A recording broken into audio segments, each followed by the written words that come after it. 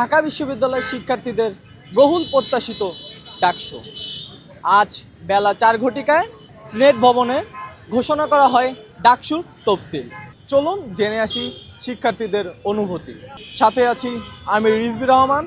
আমরা আলহামদুলিল্লাহ অবশ্যই খুশি, কারণ আমরা যে 5 আগস্টের পর একটা গণতান্ত্রিক মূল্যবোধ চর্চার একটা প্ল্যাটফর্ম হিসেবে সেই ডাকসুর ধারাবাহিকতা চাচ্ছিলাম, ডাকসুর বাস্তবায়ন চাচ্ছিলাম। আমরা দেখেছি সেই 71-এর পর থেকে খুব অল্প সময়ে আমাদের ডাকসুগুলো পরিচালিত হয়েছে। 2019 সালের 28 বছর পর একটা ডাকসু হলেও সেটা একটা প্রশ্নবিদ্ধ ডাকসু ছিল। অনেক ছাত্রলীগের কর্মীরা তাদের কৃত্রিম সংকট তৈরি করার মাধ্যমে বিভিন্ন ধরনের ভোট বানচাল করার মাধ্যমে সেগুলো পরিচালনা করেছে।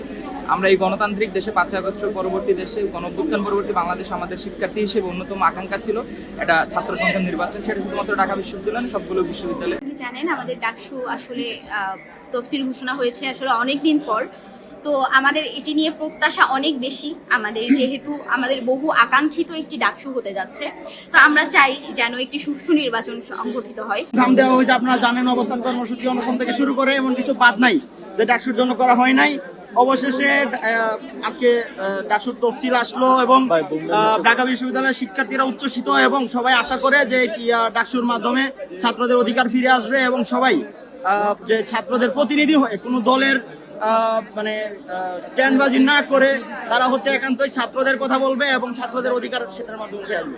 তো আজকে আমরা 1 বছর আন্দোলন সংগ্রাম শেষ হলো, আমরা আজকে আলহামদুলিল্লাহ সফল হয়েছি। শিক্ষার্থীদের যে অধিকার, সেই অধিকারের একটা স্তম্ভ ছিল, সেই যে ভিত্তিটা ছিল, সেই ভিত্তিটা হচ্ছে আমাদের ছাত্র নির্বাচনগুলো আমরা কার্যকর করার জন্য ঢাকা বিশ্ববিদ্যালয় প্রশাসন আজকে চূড়ান্ত প্রস্তুতি সম্পন্ন করেছে, তফসিল ঘোষণা করেছে। আমরা মনে করি এটার মাধ্যমে শিক্ষার্থীরা তাদের গণতান্ত্রিক অধিকার বুঝে নেবে, তাদের যে গণতান্ত্রিক মূল্যবোধ চর্চার যে প্ল্যাটফর্ম, সেই প্ল্যাটফর্মকে তারা যথাযথভাবে ইউজ করবে। এবং আমরা এটাও আশাবাদী, বিশ্বাস রাখি যে এই বিশ্ববিদ্যালয় প্রশাসন যেহেতু একটা নিউট্রাল এবং ফেয়ার প্রশাসন, গণঅভ্যুত্থানের পরবর্তী প্রশাসন, তারা গণঅভ্যুত্থানের ম্যান্ডেট যেটা, গণঅভ্যুত্থানের যেটা আকাঙ্ক্ষা, শিক্ষার্থীদের যেটা আকাঙ্ক্ষা, সেটা হচ্ছে একটা ফেয়ার ইলেকশন, সেটা হচ্ছে একটা স্বচ্ছতা এবং জবাবদিহিতার ভিত্তিতে একটা ইলেকশন, যাতে কোনো ধরনের ঝামেলা থেকে, কোনো ধরনের প্রশ্নবিদ্ধ কোনো কার্যক্রম থেকে যাতে এই মুক্ত থাকে এই আমাদের ডাকসু নির্বাচনটি, সেই নিয়ে আমরা এই প্রশাসনের প্রতি অনেক প্রত্যাশা রাখি।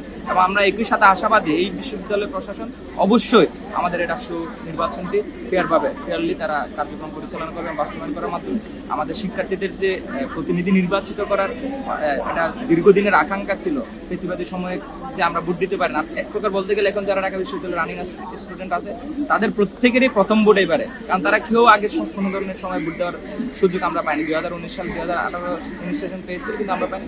তা আমরা অবশ্যই আশাবাদী যে এই বিশ্ববিদ্যালয় প্রশাসন একটা ফেয়ার ইলেকশন আয়োজন করবে। আমাদের এখানে বাইনারি তৈরি হয়ে গেছে অনেক আগে থেকেই, যে একটি পক্ষ চাচ্ছে না ডাকসু হোক, একটি পক্ষ চাচ্ছে ডাকসু হোক।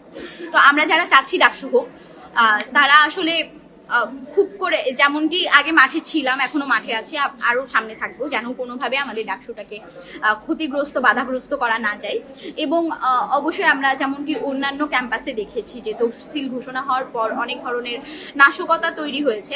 তো আমরা সর্বোত্তক চেষ্টা করব এবং আমার বিশ্ববিদ্যালয়ে কর্তৃপক্ষের কাছে একটি দাবি থাকবে, যেন এই ধরনের নাশকতার সম্মুখীন আমাদের না হতে হয়, আমাদের সুষ্ঠু পরিবেশ যেন বিঘ্নিত না হয় এবং আমাদের নির্বাচন যেন সুষ্ঠু হয়। আমাদের 19-এর নির্বাচনের মতো যেন কারচুপির নির্বাচন আমরা না দেখি আরেকবার। এটাই হচ্ছে দাবি থাকবে আর কি। কোনো দলের আধিপত্য দেখছেন কিনা? কোনো দলের আধিপত্য বলতে আমার মতে জুলাইয়ের স্পিরিটকে যারা ধারণ করে তাদেরকে আসলে স্টুডেন্টরা পছন্দ করে, কারণ তারা স্টুডেন্টদের কথা বলে, তারা স্টুডেন্টদের দাবির কথা বলে আসছে সেই 19 সাল থেকেই বা 18 সাল থেকেই। সুতরাং তাদেরকে পছন্দ করা হয়তো যুক্তিযুক্ত। আপনারা জানেন যে ক্যাম্পাসে বেশ কয়েকটা ছাত্র সংগঠন আছে, তারা তাদের মতো করে হচ্ছে প্যানেল ঘোষণা করতে পারে। দল তো আসলে প্যানেল ঘোষণা করে না, ব্যক্তি ঘোষণা করে। তো সেই জায়গা থেকে যারা হচ্ছে প্রত্যেক হলে কাজ করছে ছাত্রদের জন্য এবং শিক্ষার্থীদের অধিকারের জন্য বিভিন্ন জায়গায় কথা বলেছে, দৌড়াদৌড়ি করেছে, তারা হচ্ছে তফসিল ঘোষণা করবে আর কি তাদের মতো করে। আবার ছাত্র সংগঠনগুলো হচ্ছে তাদের মতো করে বাতলে দিতে পারে। এটা তো সবসময় ছিল, আপনারা জানেন, স্বাধীনতার পর থেকে এখনো হয়তো থাকবে। তবে যারা ছাত্রদের জন্য কথা বলতে চায়, কোন দলের না হয়, আপনারা জানেন দল থেকে যারা বের হয়ে আসে তারা আসলে দিন শেষে দলের স্ট্যান্ডবাজি করতে হয়। হ্যাঁ, তো সেই জায়গা থেকে আমার মনে হয় যে যারা হচ্ছে একান্তই ছাত্রদের কথা বলবে দল থেকে বের হয়ে এসে, আমার মনে হয় যে তারা এগিয়ে থাকবে।